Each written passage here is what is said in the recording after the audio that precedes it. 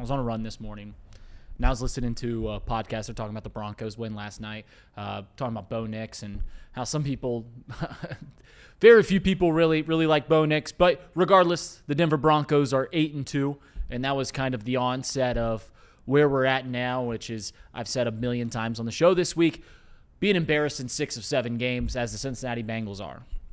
And I started thinking about the 6 losses that the Bengals have had against the entire NFC North: the Minnesota Vikings, the Green Bay Packers, the Chicago Bears, and the Detroit Lions. And then, of course, a loss against the New York Jets and the Denver Broncos. And I started thinking about those 6 losses and how years ago, 2023, we would make excuses for, really up until this point, we've always made an excuse for why the Bengals hadn't achieved what they were set out to do. In 2023, when they didn't make the postseason, it was a banged-up Joe Burrow, and also they played the hardest schedule, which they did, in the history of the NFL. Last year, it was because a historically bad defense.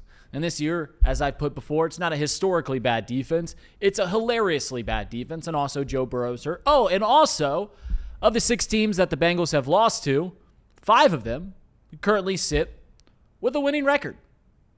And by the end of the season, we obviously know the 5-game stretch that the Bengals come out playing. The Pittsburgh Steelers, the Ravens twice, the New England Patriots, and the Buffalo Bills, all, by the way, except the Ravens aren't, but they will, more than likely, by the end of the year, be a above 500 team. And even though they're below 500, we know they're a really good team. There's a good chance that come season's end, at the end of 17 games, the Bengals would have played 12 of their 17 games against either teams in the postseason or teams with a winning record. And that's an excuse. It's kind of the culmination of the 3 excuses that we've seen the last 2 years, which is a hurt Joe Burrow, a banged up or a really bad defense, historically bad, not hilariously bad, and a tough schedule. But I'm here to say that those excuses don't buy you anything anymore. Tired of them. They've been used to keep guys in their current roles, in their current positions, guys like Duke Tobin, which he's feeling more pressure than he probably ever has as the director of player personnel, the de facto GM here in the league. And Zach Taylor, his seat's been hot before, but it's certainly getting hotter by the day and getting hotter by the loss. So those excuses have worn thin. But I'll also say this. When it comes to the Cincinnati Bengals, it's pretty clear what the franchise's direction is.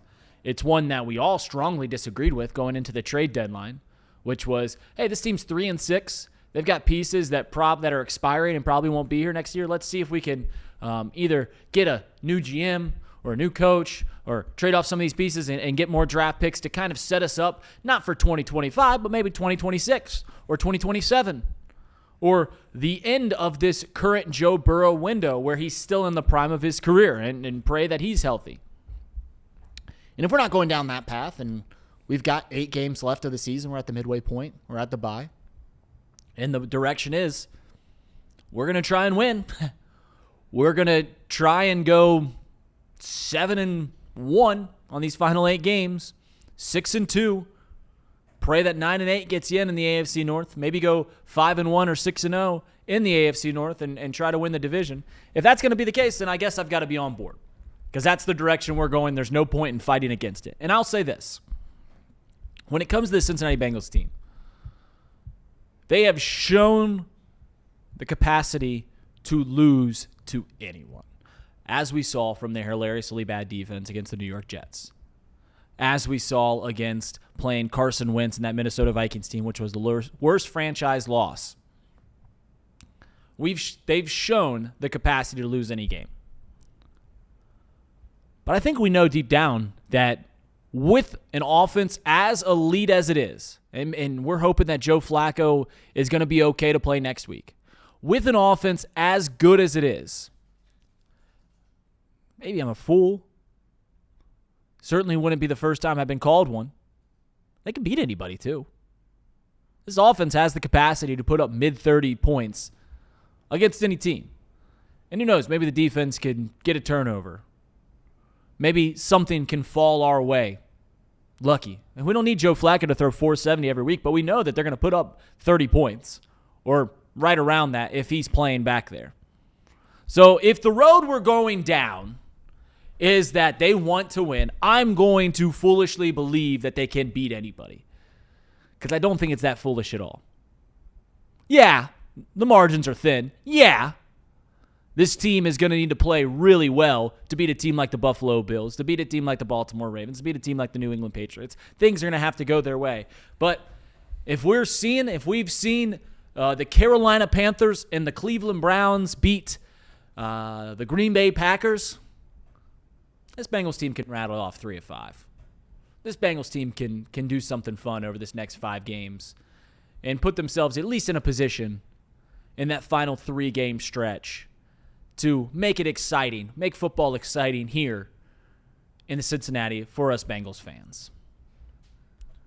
Stone. Thoughts on me flipping the script. I've been bagging them all week long. But your thoughts on me saying, hey, if this is the path we're going to go down, if we're going to try and win out, might as well be here for it. And might as well, and I don't think I'm that far off by thinking this team can beat any team that they place, any team that they play. Yeah. I mean, you might as well, right? I mean, if you're a fan, why be miserable the rest of the way? I mean, they're probably going to make us feel miserable on a week-in, week-out basis, but the organization, they decided not to rip it up. There were some moves that we all thought should have been made. They weren't made. But, you know, they're 3-6, and, yeah, we'll see what happens. I'm going to turn on my TV. I'm going to watch. I'm going to prepare to be, put through a lot of pain. But I'm going to sit up there on the couch, and I'm going to watch it. And, look, I think there's some reason to be optimistic because of the offense, right? And I will say this about the defense.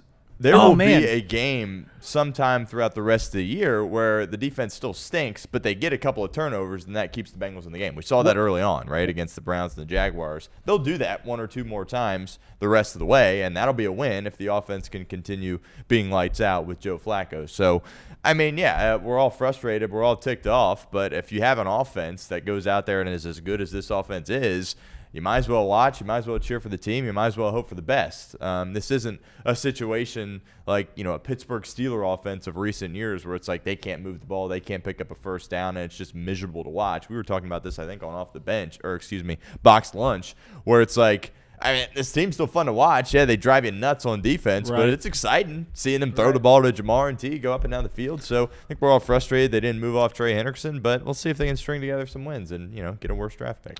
We've seen crazier things in this sport. Then you just said there's going to be – this defense is bad, hilariously bad. Correct.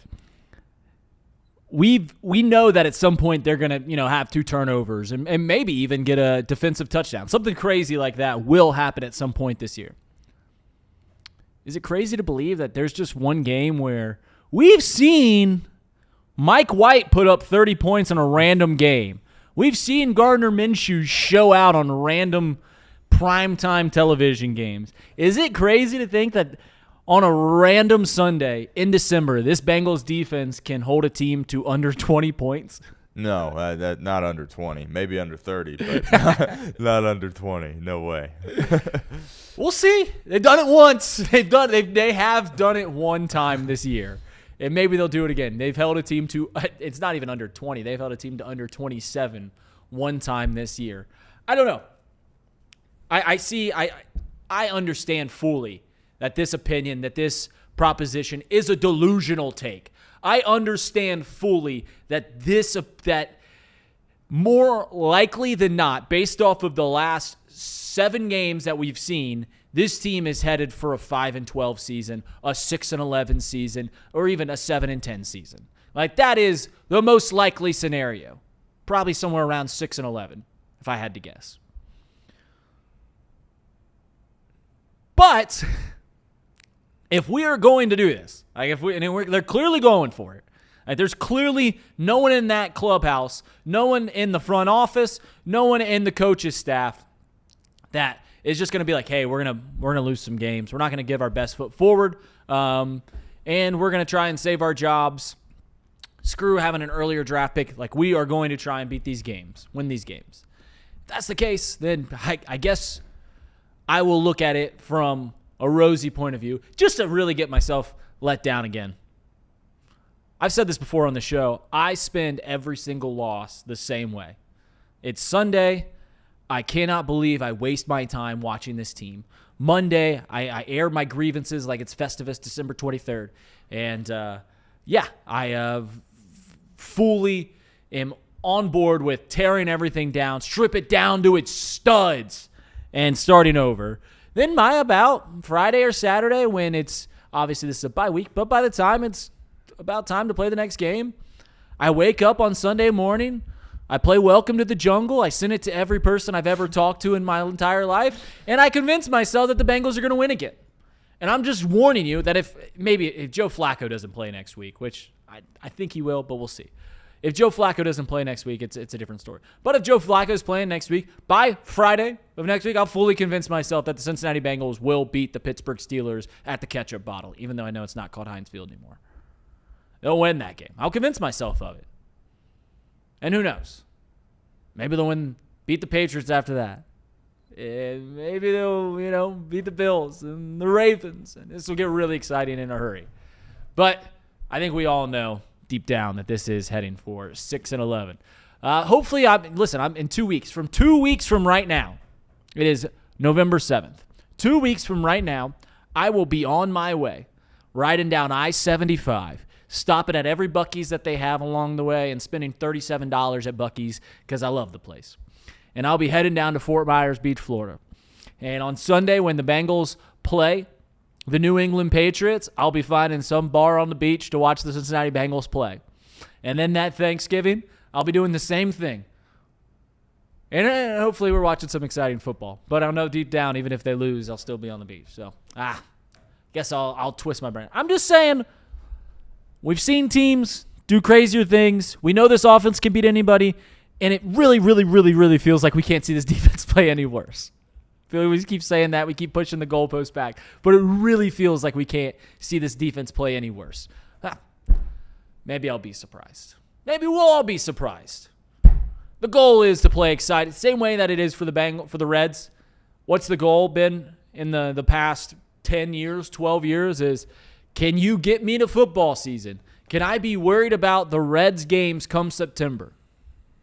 Can I be worried about the Bengals games come Christmas? Can I be locked into those games?